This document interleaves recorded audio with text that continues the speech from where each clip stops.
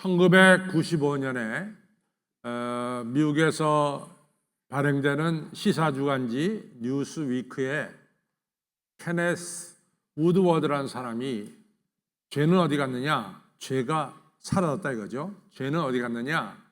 이런 제목으로 글을 썼습니다. 근데 이 사람이 어떻게 글을 시작하냐면 아담과 이브가 이 창세기 3장에서 죄를 범한 것부터 시작을 해요. 근데 아담과 이브가 동산 중앙에 있는 생명을 이제 선악을 알게 하는 실과를 먹지 말라는데 결국 먹었죠. 그래가지고 하나님 말씀에 불순종하는 죄를 범했습니다. 근데 아담과 이브가 그 죄를 범하고 나서 죄책감을 가졌어요. 그 죄책감을 가졌기 때문에 하나님의 낯이 두려워서 숨었습니다. 또 죄책감을 가졌기 때문에 이 죄가 무거운 거예요. 그러니까 남한테 전가시키려고 하나님께 말씀하기를 하나님이신 여인 때문에 내가 이 실과를 먹었습니다. 죄를 전가하죠. 또 이 여인은 뱀이 하나님 만드신 뱀 때문에 내가 이 동산 중앙에 있는 실과를 먹었습니다. 이렇게 이제 전가합니다. 이처럼 이 아담과 이브는 죄를 저지르고 나서 죄책감을 가졌다라고 하는 중요한 사실입니다. 그런데 이제 오늘 우리로 돌아와서 이제 살펴보는 거죠. 여러분, 그 미국의 크리스찬들을 예수 믿는 크리스찬들 중에 100%는 아니지만 90% 정도가 하나님이 계시다는 것을 갖다가 이제 믿습니다. 근데 오늘날 현대 크리스찬들 중에서 이 아담과 이브처럼 하나님의 계명 중에 하나를 지키지 않았다고 정말로 죄책감을 가지는 크리스찬이 얼마나 될까? 이런 문제입니다. 나 외에 다른 신을 섬기지 말라? 또 하나님 외에 다른 우상에 절하지 말아라? 뭐 하나님의 이름을 망령되이 일컫지 말라? 우리가 너무나 잘 아는 안식일을 지켜라, 내 부모를 공경하라, 살인, 간음, 도둑질, 거짓 증거, 그리고 이웃의 것을 탐내지 말아라. 우리가 잘 아는 이런 10계명 중에 하나의 계명을 우리가 범했다선 치자 말이죠. 근데 정말 아담과 이브처럼 하나님의 낯이 두려워서 숨는 크리스찬들이 오늘날 있느냐라고 하는 이 근본적인 질문입니다. 죄책감을 가지지 않는다는 거죠. 근데 이제 죄책감이라고 하는 것은 첫째, 내가 죄를 저질렀다는 것을 인정하는 것이고, 이처럼 죄를 가지고는 살 수 없다는 것을 마음속에 느끼기 때문에 죄책감을 갖는 겁니다. 그래서 이런 죄를 저지르지 않아야 되겠다라고 하는 이런 마음을 품고 좀 변화되어야 되지 않느냐, 이런 생각을 가지게 되는 거죠. 그래서 죄책감을 가진다는 것은 사실은 우리가 변화될 수 있는 가능성이 있는 거예요. 죄책감이 없다고 그럴 때는 계속해서 죄를 짓고 마는 것이죠. 제가 이제 카톨릭 이야기를 하면은 많은 사람들이 이 카톨릭 성도들이 좀 우리가 알고 있는 카톨릭 성도들은 좀 열심히 안 믿고 대강대강 믿어서 카톨릭 성도하면 여러분들이 날라리 성도다 이렇게 생각을 하는데요. 절대로 그렇지 않습니다. 카톨릭이 오늘날 세계에 저렇게까지 뿌리를 내리고 있었던 것은 카톨릭 나름대로 신앙생활 철저하게 잘하는 거예요. 그래서 예전에 카톨릭은 아시다시피 성도라 그러면은 카톨릭 신자라 그러면은 한 달에 한 번, 적어도 한 달에 한 번 이 신부에게 가서 고해 성사를 했어야 돼요. 자기 죄를 고백하고 이 사제로부터 용서의 선언을 들었어야 돼요. 그것이 이제 카톨릭 성도들의 기본입니다. 그런데 카톨릭 성도들은 일주일에 한 번 하나님께 예배를 꼭 드려야 되기 때문에 카톨릭 교회가 월화수목금토일 주일 미사가 있는 거예요. 그거 빠뜨리면 안 된다고 저들이 분명히 교육을 받았기 때문에 가톨릭 성도들이 일주일에 한 번은 꼭 미사에 참여합니다. 고해 성사도 마찬가지. 한 달에 한 번은 꼭 고해 성사를 하는 거예요. 근데 오늘날 가톨릭 성도들이 고해 성사를 할까? 이게 이제 퀘스천인데, 한 40% 정도가 1년에 한 번 한답니다. 1년에 한 번. 60%는 1년에 한 번도 고해 성사 안 하고, 한 40% 정도가 1년에 한 번 이 사제에게 찾아가서 고해 성사를 한다는 거예요. 그러니까 가톨릭도 이 죄의식이라고 하는 것, 죄책감이라고 하는 것이 없다는 얘기죠. 그러면 우리 개신교는 어떠냐? 오늘 제가 여러분들에게 죄에 대한 문제를 설교 초반에 딱 들고 나가니까 제 설교를 여태까지 듣고 있던 분들은 아니 목사님이 오늘 왜 이래? 왜 오늘따라 죄 문제를 처음부터 들고 나오지? 그 얘기는 저도 죄에 대해 설교를 많이 안 했다는 증거입니다. 별로 안 하죠.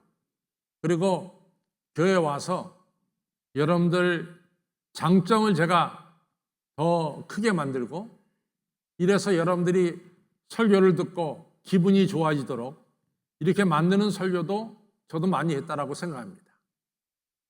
오늘날 개신교의 설교는 성도들의 죄를 지적하는 설교라기보다는 성도들의 장점을 신장시키는, 그래서 성도들로 하여금 기분 좋게 예배드리고 가게 만드는 그런 설교가 많이 차지하고 있다, 이런 얘기를 합니다. 저는 그렇게 얘기하는 것에 대해서 부정하지 않겠어요. 저도 그런 면이 있기 때문에 제가 부정하지 않겠어요. 그 다음에 개신교 설교자들이 잘못을 지적할 때 여러분들의 죄를 지적한다기보다는 제3자, 아주 쉽게 도마에 오르는 것이 정치인들의 잘못을 신랄하게 지적하는 것, 그것이 개신교 목사들의 설교 중에 하나라, 이렇게 얘기합니다. 잘 보면은 우리가 유명한 사람들의 잘못을 잘 지적합니다.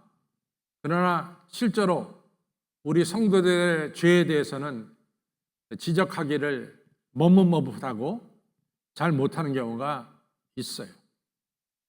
그렇습니다. 바로 이러한 우리의 성량이 정말로 우리의 신앙을 발전시키느냐 하는 얘기입니다.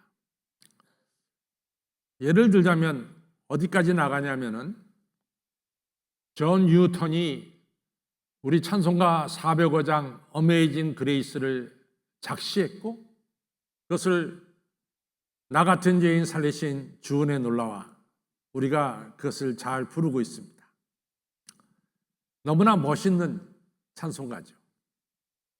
근데 그 찬송가는 아시다시피 존 뉴턴이 아프리카 가정들을 밤에 들어가서 아버지와 엄마, 아들, 딸 모여서 잘 다복하게 지내는 가정에 갑자기 침입해서 남자를 끌어가고 여자는 여자들을 끌어가고 가정을 순식간에 이같이 다 망가뜨리고, 그 아버지 청년들을 갖다가, 여자들도 역시 마찬가지지만은 여자도 마찬가지 이 북유럽이나 북아메리카에 갔다가 노예를 갖다 팔아먹었어요.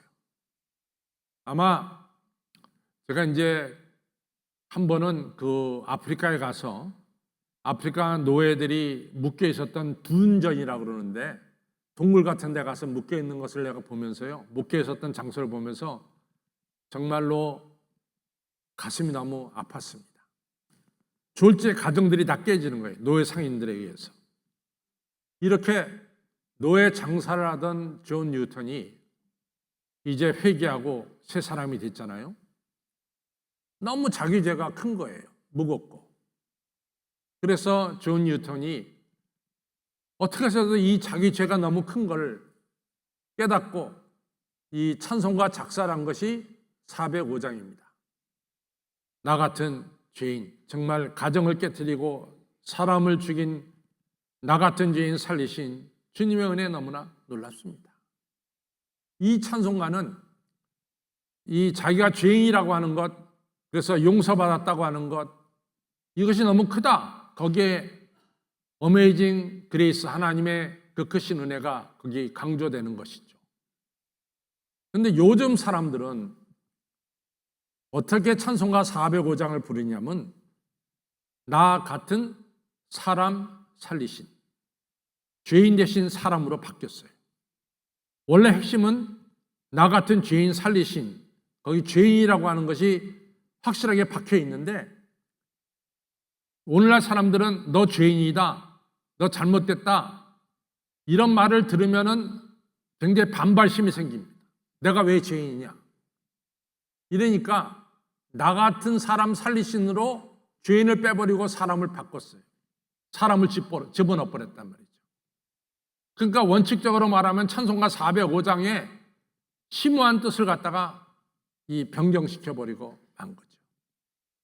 이처럼 현대인들은 이 죄인에 대해서 별로 심각하게 자기에게 적용하지 않습니다. 근데 이게 얼마나 이 여파가 나타나냐면은, 여러분들, 우리가 죄인이라고 하는 사실을 갖다가 인식하지 못할 때 우리에게 예수 그리스도의 십자가의 보혈이 필요할까요? 예수님의 십자가의 보혈은 내 죄를 씻는 용서의 피거든요. 그러면 내가 죄인이라고 하는 사실을 인식하지 못하고 있다면은 과연 여러분과 저는 예수 그리스도의 십자가 보혈로 내 죄를 씻어주시는 용서라고 하는 이 중요한 이 의미를 우리는 필요로 하는가? 그런 얘기입니다. 또 존 뉴턴처럼 나 같은 죄인이 용서받아서 하나님의 사람 된 것에 대해서 어메이징 그레이스, 너무나 큰 은혜다, 놀라운 은혜다, 이런 은혜에 대한 감격과 체험이 우리에게 과연 있느냐? 나 같은 죄인 살리신 하나님의 엄청난 사랑이 우리에게 과연 느껴지고 있는가? 그래서 사실은 여러분이나 저나 다 어마어마한 은혜 가운데 오늘 이 자리에 있거든요. 그런데 문제는 은혜 속에 살면서 우리가 기쁨이 없단 말이지, 신앙생활에. 감사가 없단 말이지. 감격이 없단 말이지. 제가 목회를 하면서 여러 번 생각을 했어요. 사실은 하나님의 그 크신 은혜 가운데 여러분과 저가 이 자리에 있는데 왜 우리는 이런 은혜를 받으면서도 감격하지 못하고 감사하지 못하고 기쁨이 없는가? 많이 생각을 했어요. 그리고 파고 들어가니까 우리가 사실은 내가 죄인이었다라고 하는 사실, 이 죄가 정말로 예수 그리스도의 십자가의 보혈로 씻음받고 용서받았다라고 하는 이 죄사함의 축복과 은총을 별로 심각하게 우리가 느끼지 못하고 있다라고 하는 사실이에요. 그래서 내가 죄인이라고 하는 사실을 갖다가 등한히 여길 때 그 여파로 찾아오는 것이 뭐냐면은 용서의 축복이 사라집니다. 하나님께서 내게 베푸신 은혜의 축복도 사라집니다. 그리고 하나님이 나를 사랑하시는 이 사랑의 감격도 동시에 사라진다라고 하는 사실이에요. 중요한 것은 우리가 죄인이라는 사실을 우리가 다시 한번 확실하게 인식할 필요가 있습니다. 사도 바울이 로마 3장에 이렇게 시작해요. 유대인이나 헬라인이나 다 모든 사람이 죄 아래에 있다. 이렇게 시작합니다. 우리가 로마 3장을 펼쳐보면 사도 바울의 시작이 이렇게 시작돼요. 유대인들은 자기들이 하나님의 자녀고 헬라인들은 할례 받지 못한 인간이기 때문에 죄인들이라고 생각을 했어요. 근데 사도 바울은 할례 받은 유대인도 죄인이 있고 할례받지 않는 헬라인들도 다 죄인이다. 크리스천도 죄인이고 크리스천이 아닌 사람도 죄인이다. 우리 모두는 다 죄 아래 있다. 그러면서 그 다음 말이 뭐냐? 의인은 없나니 한 사람도 없다. 이렇게 말씀하고 있습니다. 그 다음에 3장 23절로 넘어가면은 우리가 다 죄 가운데 있으므로 하나님의 영광의 자리에 이르지 못한다. 사도 바울은 우리 전체를 가리켜서 우리가 다 누구 하나 빼놓지 않고 다 우리가 죄 아래에 있고 죄 가운데 있음을 사도 바울은 지적하고 나섭니다.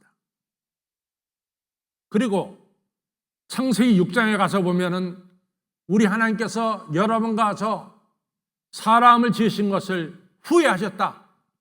왜? 사람이 너무나 죄 가운데 살기 때문에 사람 지으신 것을 후회하셨다라고 창세기 6장에 정확하게 말씀하고 있습니다. 이 얘기는 여러분과 저가 다 죄인이라는 얘기죠. 그 다음에 우리가 로마서 또 3장에 더 들어가 보면은 잘 보자. 너희 목구멍은 열린 무덤이고 너희 혀는 남을 속이기에 바쁘고 너희 입술에는 독사의 독이 있지 않냐? 이러면서 우리를 지적하고 있습니다. 사도 바울이 오늘날 우리를 보면은 우리의 입에서 나오는 모든 말들이 열린 무덤 같고 남을 속이는 말 쉽게 행하고 그리고 남에게 선한 영향력을 끼치는 것이 아니라 독사의 독처럼 다른 사람들을 병들게 만드는 이런 말들을 우리가 하는 것이 아니냐. 이러한 죄인들이 바로 우리가 아니냐. 이러면서 사도 바울이 로마서 3장에서 우리의 죄를 지적하고 있습니다. 여러분들 이 이야기가 저 먼 데 있는 이야기일까요? 아니면 우리들도 이러한 이야기 중에 한 부분을 참여하고 있느냐는 것이죠. 또 신은 죽었다고 말한 니체가 뭐라고 말하냐면은 여러분들 오늘날 크리스천들이 많은 선한 일을 행하는데 자 보자. 그 선한 일이 과연 하나님께 영광 돌리기 위한 선한 일이냐 아니면 자기의 의로움을 드러내는 선한 일이냐 한번 아주 냉혹하게 초점 한번 분석해봐라.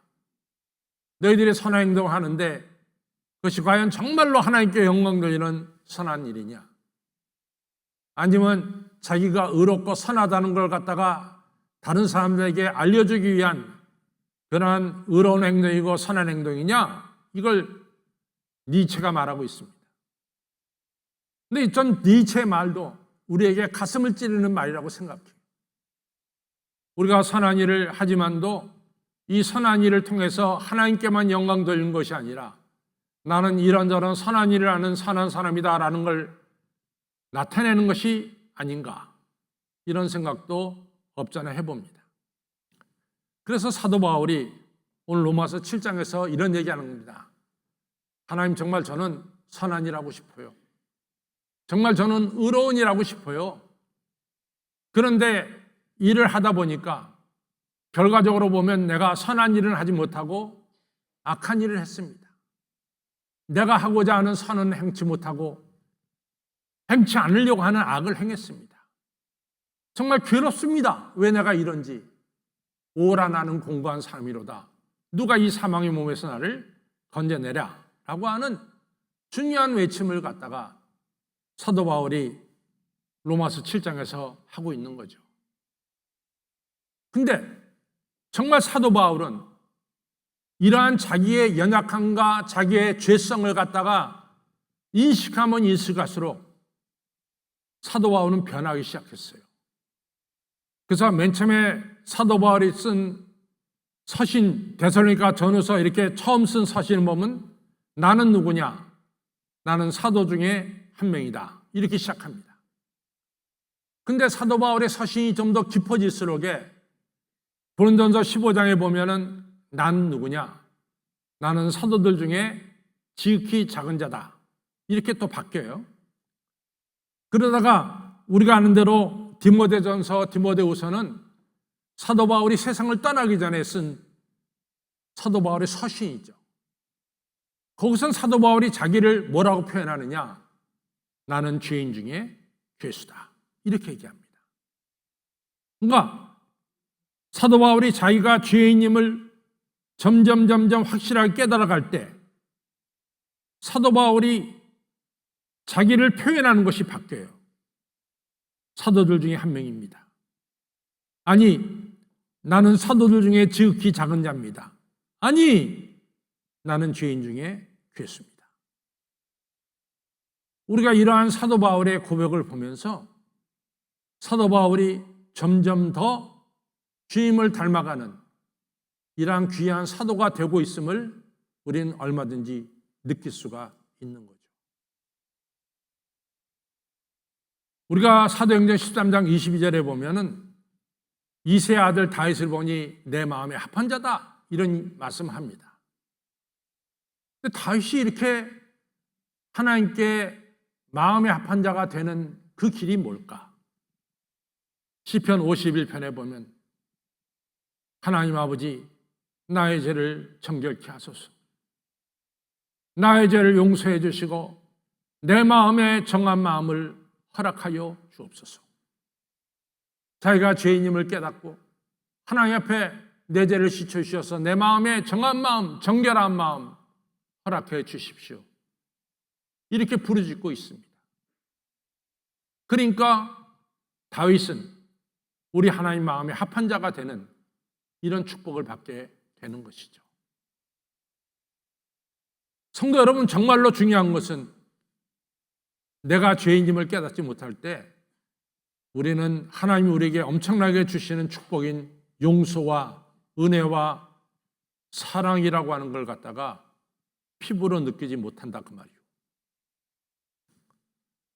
두 번째로 어떤 사람들이 그러면은 이러한 죄의식을 못 가질까, 죄책감을 못 가질까 하는 얘기입니다. 첫 번째로는 우리가 이 누가복음 18장에 가서 보면은 뭐가 나오냐면은 누가복음 18장에 우리 예수님께서 이제 먼저 마태복음 9장으로 갑시다. 마태복음 9장에 가보면은 이제 예수님께서 이 세리 마태를 부르십니다. 마태야, 너 나 따라와라. 그래가지고 마태가 이제 예수님이가 부르시고 예수님의 제자라는 게 너무 기뻐가지고 그날 자기 친구들 세리들을 다 불러다 놓고 그날 잔치를 벌이는 거예요. 이 잔치를 벌이는데 그때 바리새인이 뭐라고 말하냐면은 아니 당신의 선생님은 어떤 사람이냐? 어떤 사람이길래 죄인들과 함께 저렇게 식사를 하느냐? 이러면서 예수님의 한 행동에 대해서 지적하고 그 잘못을 갖다가 이야기합니다. 근데 예수님이 이런 말씀을 하세요. 여러분들, 의사 선생님에게 누가 필요합니까? 건강한 사람들에게는 의사 선생님 필요 없어요. 환자들에게 의사 선생님 필요하죠. 마찬가지로 나는 의인을 부르러 온 것이 아니라 내가 스스로 의롭다고 말하는 의인을 부르러 온 것이 아니라 나는 죄인을 부르러 왔습니다. 중요한 말씀합니다. 다시 누가복음 18장에 돌아가 보면은 하나님 앞에서 바리새인하고 세리가 기도하러 올라갔어요. 바리새인이 뭐라고 말합니까? 하나님, 저는 저 뒤에 있는 세리하고는 다르죠. 나는요, 아시다시피 일주일에 이틀씩 금식하고 소득의 11조를 바치고 나는 토색이나 불이나 이러한 죄를 저지른 적이 없습니다. 나는 근본적으로 저 뒤에 있는 세리하고는 다릅니다. 이런 얘기를 하죠. 여러분, 이러한 사람들은 지금 하나님 앞에서 자기의 의로운 일을 자랑하는 거예요. 이러한 사람은 하나님 앞에서 하나님의 아들 예수님이 잘못한 것을 갖다가 지적하는 사람들이에요. 이런 사람들에게 과연 자기가 죄인이라고 하는 죄책감과 죄의식을 갖겠냐? 이런 사실입니다. 여러분, 내가 의롭다고 생각하고 남과 비교해서 내가 우월하다고 생각하고 다른 사람의 죄를 지적하는 이러한 사람들은 자기가 죄인이라는 사실을 깨달아 알 수가 없는 거죠. 그러니까 예수님이 너무 가슴이 아픈 거죠. 그런 사람 보면서. 그러면서 마태복음 21장에서 이런 말씀합니다. 야, 이 사람들아, 들어라. 너희들이 죄인이라고 말하는 저 세리와 청기들이 스스로 의롭다고 말하는 너희들보다 먼저 천국에 들어가느니라. 놀라운 이야기를 했어요. 실제로 여리고의 세리장이었던 삭개오, 예수님은 삭개오의 집에 가서 삭개오에게 이렇게 선언합니다. 너도 아브라함의 후손이다. 천국 백성이다. 선언합니다. 바리새인들에게 세리장은 엄청난 죄인이죠. 그런데 예수님을 영접하고 자기가 죄인임을 깨닫고 내 재산의 절반을 내놓고 남에게 토사한 것이 4배나 겠다고 말한 삭개오, 너는 아브라함의 후손이고 천국 백성이다 선언합니다. 현장에서 가늠하다 잡힌 여인, 돌에 맞아 죽을 수밖에 없는 여인, 질질 끌려온 여인, 그 여인의 죄를 용서하면서 다시는 죄를 짓지 말라고 말하면서 새 인생을 주신 분이 우리 예수님입니다. 분명한 차이는 뭐냐? 죄를 인정하고 내가 죄인임을 깨달을 때 엄청난 은혜인 주님의 용서의 은혜가, 사죄의 은혜가 임합니다. 그리고 새 사람 되는 축복이 주어지는 거죠. 근데 끝까지 내가 의인이고 내가 다른 사람보다 우월하고 다른 사람의 죄를 지적하는 이러한 사람들은 결코 자기가 죄인임을 깨닫지 못하는 자는 주님의 용서, 주님의 은혜, 주님의 사랑을 체험치 못하는 것을 알 수 있습니다. 그러면은 우리는 어떻게 해야 되나? 여러분과 저는 어떻게 해야 되느냐? 이 너무나 중요한 거예요. 여러분과 저는 어떻게 해야 되느냐? 여러분과 저는 이 시간 우리 주님 앞에 서 있습니다. 우리 하나님 앞에 서 있습니다. 우리 하나님 말씀을 듣고 있습니다. 히브리서 4장 12절처럼 하나님 말씀은 살았고 운동력이 있어 좌우의 날선 어떤 것보다 예리하여 우리의 혀과 영과 및 관절과 골수를 찔러 쪼개가지 하며 지으신 것이 창조주 앞에 다 드러나 보이는 것처럼 모든 피조물이 우리를 상관하신 자 앞에서 벌거벗은 것처럼 서 있느니라. 우리가 하나님 앞에 서 있어요. 우리 앞에 하나님 앞에 감출 것 아무것도 없습니다. 정말 이 사실을 알고 있느냐 말이죠. 내가 지금 한신교회 예배당에서 예배를 드리는데 내가 우리 주님 앞에 서 있음을 깨닫고 우리 주님 앞에 모든 것이 감춰지는 것이 없고 나의 모든 것이 다 드러난다는 것을 깨닫고 있느냐는 거죠. 그것을 깨달을 때 누가복음 5장에 나오는 사도 베드로처럼 주여 나는 죄인으로서이다. 나를 떠나소서라는 고백을 할 수 있고 그것이 깨달을 때 이사야 6장에 이사야처럼 하나님 내가 입술이 부정한 가운데 하나님 배웠습니다. 내 죄를 용서하여 주옵소서. 그것이 깨달을 때 다윗처럼 시편 30편에 내가 내 죄를 토설지 아니할 때 내가 너무 괴롭고 마음이 아팠습니다. 하나님의 손이 쥐하러 내 가슴을 누르오니 내 진액이 편하여 여름 간물에처럼 내가 변화되고 말았습니다. 내가 이제 하나님 앞에 나가서 내 죄를 다 고백하고 내가 내 죄를 다 구하리이다. 내가 주님께로부터 죄 용서함 받기를 원합니다. 이러한 놀라운 시를 시편 32편에서 쓰셨어요. 여러분과 저는 과연 그러냐 그 말이죠. 여러분과 저는 사실은 주님의 뒤를 따라가다가 그 주님의 뒤를 벗어난 길 잃어버린 양처럼 내 마음대로 주님의 뒤를 따르지 않고 헤매고 있는 양은 아닌가? 내가 주님의 뜻을 따른다고 하지만 사실은 내 욕심과 내 의지대로 살아가는 내가 아닌가? 아까도 니체가 말했듯이 내가 선을 행한다고 말하지만은 사실은 하나님께 영광 돌리기보다는 내 선한 행동을 사람들에게 알려주기 위해서 내가 선을 행하고 있지는 않은지 말이죠. 가끔 내가 분노하지만은 아니 분노의 중독자처럼 나는 분노하고 있지 않은지. 여러분 우리를 한번 자세히 보시기 바랍니다. 우리는 맡겨진 일, 주님의 일에 대해서 정말로 충성스럽게 하고 있느냐? 하고 있는 것도 한번 살펴보시기 바랍니다.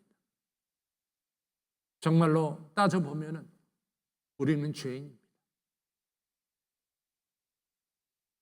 하나님의 마음을 아프게 한 죄인이고 이러한 죄인됨을 우리가 깨달을 때 오늘 사도 바울의 고백이 나올 수 있죠.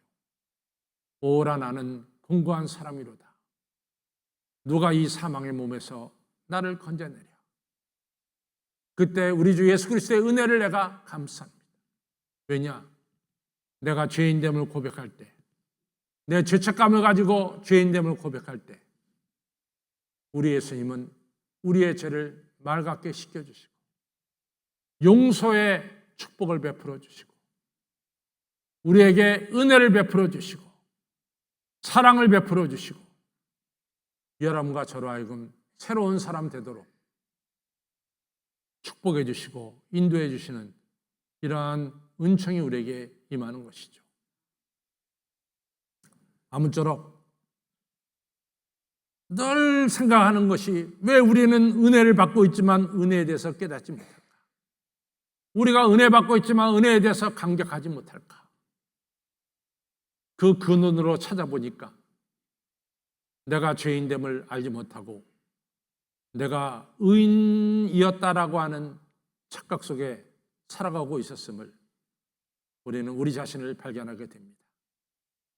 오늘은 내가 죄인됨을 깨닫고 그래서 주 앞에 죄를 고백할 때 여러분과 저는 용서받고 은혜 받는 거룩한 마음으로 변화될 줄로 믿습니다.